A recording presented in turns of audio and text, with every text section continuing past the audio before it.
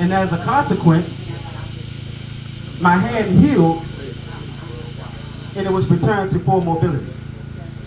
And I highlight that point for a particular reason as it relates to second chances. So if you all bear with me and follow me for a moment. As I said, I cut my hand. The pain, many of us, whenever we experience the uncomfortable nature of pain, what we do as a consequence, we beg for the pain to go away and we curse the very pain that saves our life. This is what we do. So what I did as a consequence, something that I learned throughout my journey and my travels in life, I didn't curse the pain. I embraced the pain, because had I not experienced the pain when I cut my hand, what would have happened as a consequence is that I would have got dirt inside of my wound, and it would have became infected, gangrene would have set in, and eventually I would have had to have my finger amputated. And then I wouldn't have the full mobility of my hand as a consequence. So the pain, the uncomfortable nature of that pain, it was a blessing. And as a consequence, I still have my hand. So it may be that you dislike a thing which is good for you and you love a thing which is bad for you. Y'all following me? It may be that you dislike a thing which is good for you, but you love a thing which is bad for you. We dislike pain, but in reality, pain, it is good for us. Right? We dislike pain, but it is good for us. And I'm not saying that we should crave pain, but I'm saying when you experience pain, embrace pain. And don't just embrace it and dwell in the thickness of the wound or the pain, but try to use it as a warning sign and as a guidepost that will lead you to healing. Now my life is I was plagued with pain throughout my life. At the age of 17, I'm from Norfolk, Virginia. I'm from here. As a consequence of the pain that I caused, I was sentenced to 2 consecutive life without parole sentences plus 29 years. I was told, literally by the judge, that I would die by the sword. I was told that I would never walk these streets again.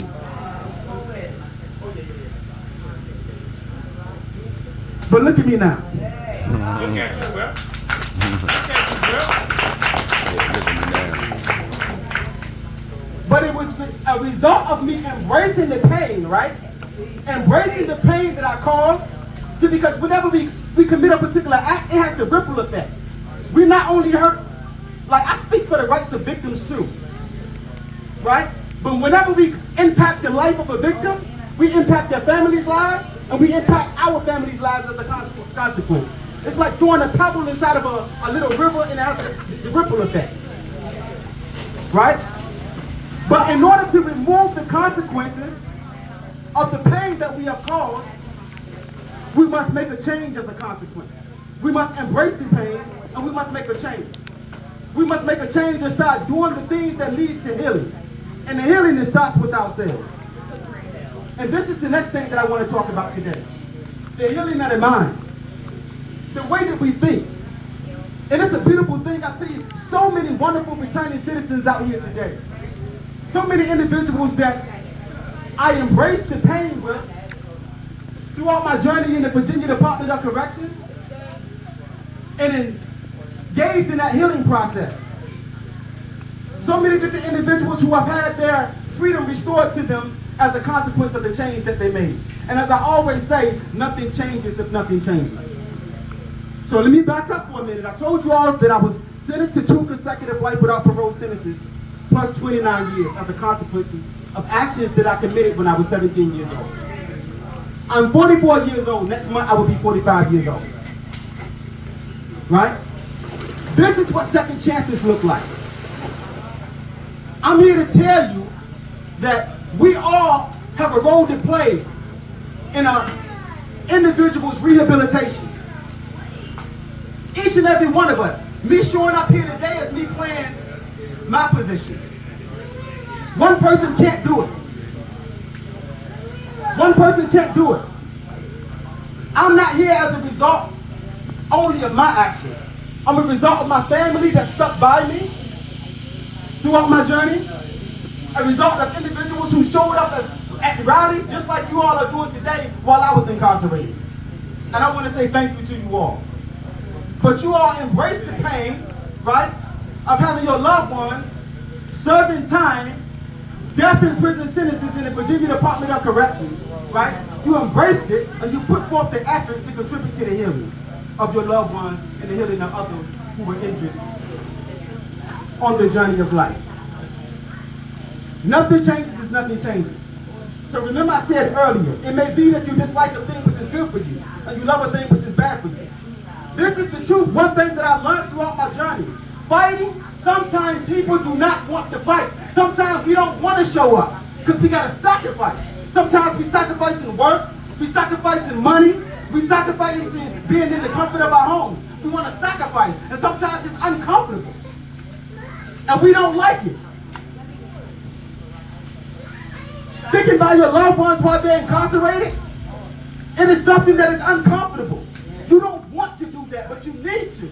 You embrace it. Nothing changes if nothing changes, right? Listen to what I'm saying to you. It may be that you dislike a thing which is good for you, and you love a thing which is bad for you. We love getting out of the fight and focusing on ourselves. We love turning the other cheek, but all the time you can't, you can't turn the other cheek all the time. We got to care about other individuals.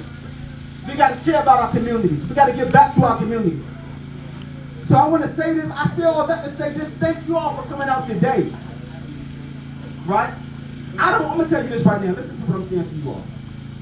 I don't want to be like out in the field advocating for second chances. This ain't, if you desire to like advocate for second chances, this is the problem. And let me make myself clear so that I won't be like misinterpreted. What I mean by this is that we want this to be over. We want second chances to be given on a regular. People who earned it. There's so many individuals in the Virginia Department of Corrections that we all personally know have evolved into the best versions of themselves. And they earned a second chance, but they're not given that second chance. This is what second chances look like. Come here. This is what second chances look like. Zebo, come here. Come here. This is what second chances look like. Come here, Angel. This is what second chances look like. Come here, brother. This is what second chances look like. Again. This is what second chances look like. Come here. Come here. This is what second chances look like. Come here. This is what second chances look like. Banger, where you at, Banger? Come here, brother. This is what second chances look like. See, I know it may be uncomfortable, but we gotta step into these uncomfortable situations. That's how we all became great. We all became great. Kiara. This is what second chances look like.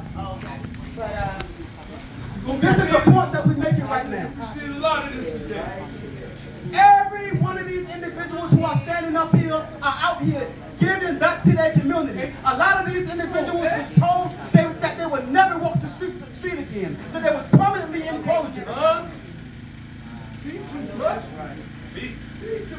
That they have nothing to give back to their society.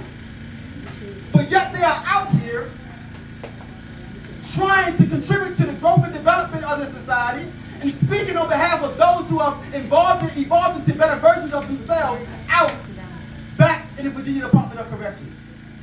This is what second chances look like. These are great individuals. I walk with these individuals in the Virginia Department of Corrections. They're not out here committing crime. I feel comfortable around these individuals. So, I'm going to conclude with this. I'm sharing this stage with each and every one of these great brothers.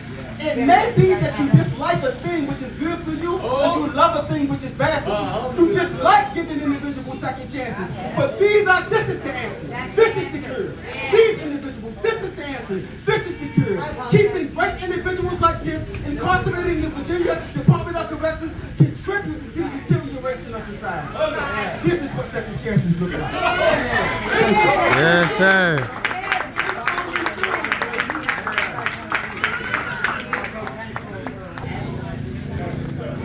Yeah, that was